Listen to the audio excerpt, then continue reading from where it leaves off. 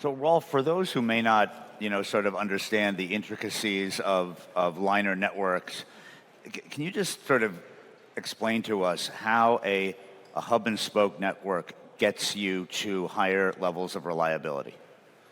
I mean, in essence, what you do is you decouple origin and destination from the main line to a large extent. I mean, if you look at a traditional Asia-Europe service, for example, you would have 6 ports in Asia and you would have maybe 6 ports in Europe, where by definition, you can have troubles with that lead you to delay about 12 times. Yeah?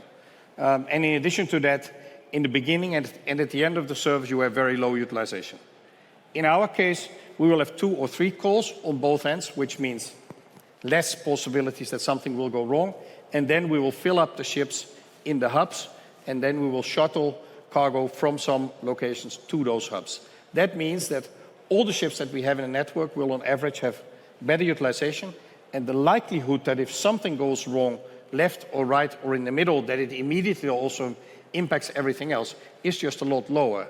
And again, it's a model that I think all of us also know from air freight, right? If I buy air freight from Shanghai to Hamburg, the plane flies to Frankfurt and then it gets on a truck.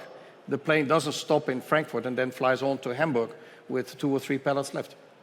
So how hard do you think it's going to be, or how entrenched is the experience of customers for many, many years being used to point-to-point services, for you to be able to say, your cargo is not going to move point-to-point, it's going to move in a hub-and-spoke network, which means there's going to be transshipment, but we're going to prove the effectiveness of this to you by achieving consistent levels of reliability that would have been, completely unachieved by the industry over a long period of time.